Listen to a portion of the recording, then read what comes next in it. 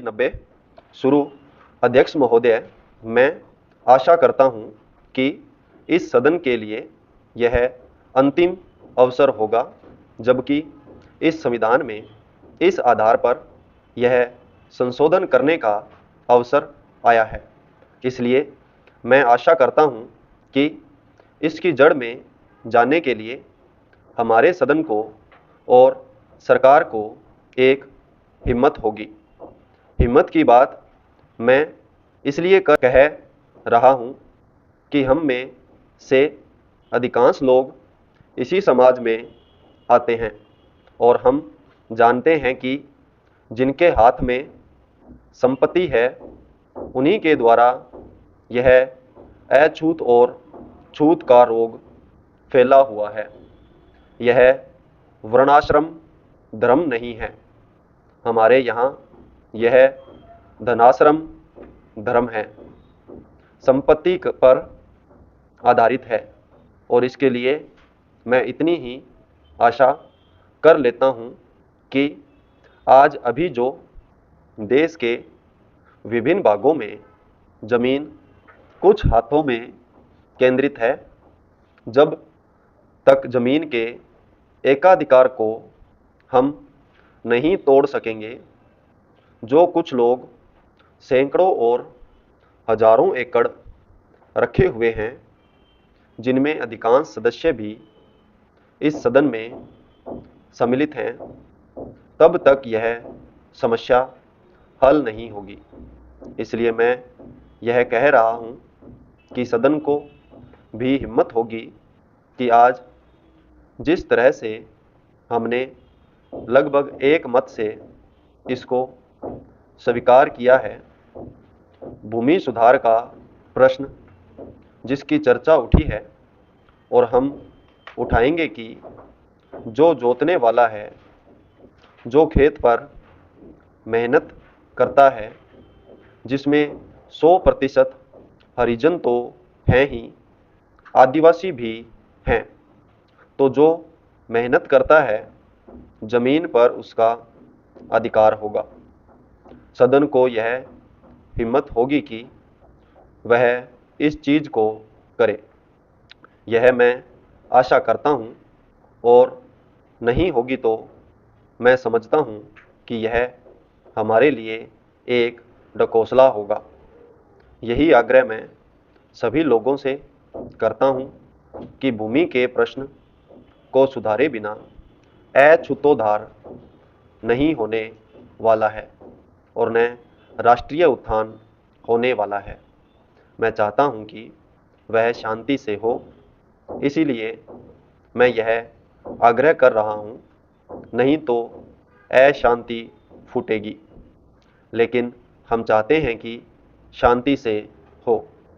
इसलिए मैं फिर आग्रह कर रहा हूं कि दल और पार्टी की दीवार तोड़कर हम इस प्रश्न को लें और केंद्रीय सरकार भी हिम्मत करे।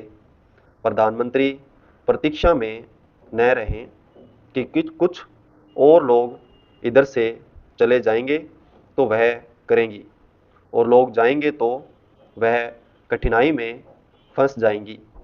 इसीलिए मैं कह रहा हूं कि यह अवसर है। अध्यक्ष महोदय, वह हिम्मत करें जिससे देश में जमीन जोतने वाले को मिले और जो मेहनत नहीं करते उनसे जमीन लेकर उसका बंटवारा कर दिया जाए। मुझे आश्चर्य हुआ जब मैंने इस प्रतिवेदन को आरंभ से अंत तक देखने की कोशिश की और इसमें अंग्रेजी का इतना समर्थन मेरी समझ से बाहर की बात थी। अंग्रेजी के समर्थन के साथ रोमन लिपि तक का समर्थन किया गया है।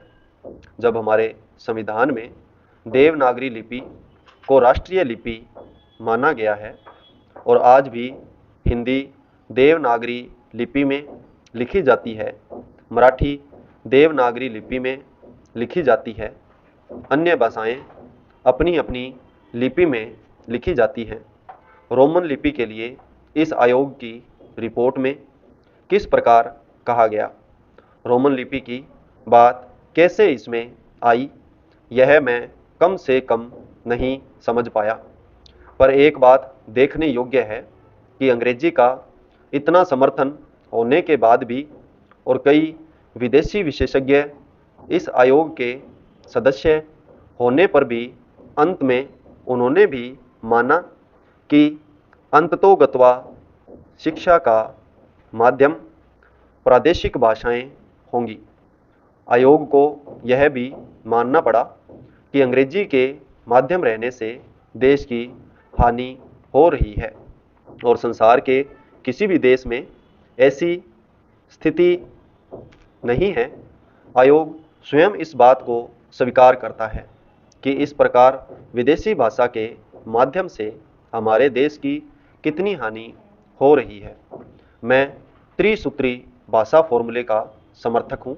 हिंदी साहित्य सम्मेलन, जो हिंदी की सर्वमान्य संस्था है जिसका इस समय मैं अध्यक्ष हूँ, उस सम्मेलन ने भी त्रिभाषा फॉर्मूले को स्वीकार किया।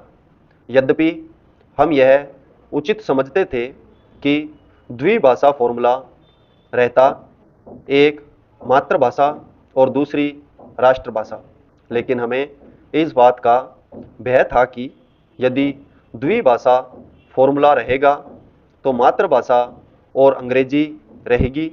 इसलिए हमने विवश होकर प्रेम से नहीं, उत्साह से नहीं, बल्कि लाचार होकर त्रिभाषा फॉर्मूला स्वीकार किया कि मातृभाषा रहे, हिंदी रहे और तीसरी भाषा अंग्रेजी या कोई भी दूसरी भाषा रह सकती है।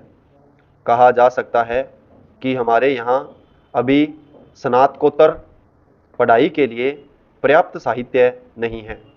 बड़ी गलत बात है यह। अभी सरकार के द्वारा ही कुछ महीने पहले यहाँ पर एक प्रदर्शनी हुई थी। उस प्रदर्शनी से यह बात स्पष्ट है कि हमारे यहाँ पर वैज्ञानिक और शास्त्रीय विषयों पर भी कम से कम हिंदी में पर्याप्त पुस्तकें हैं। संपूर्ण विराम।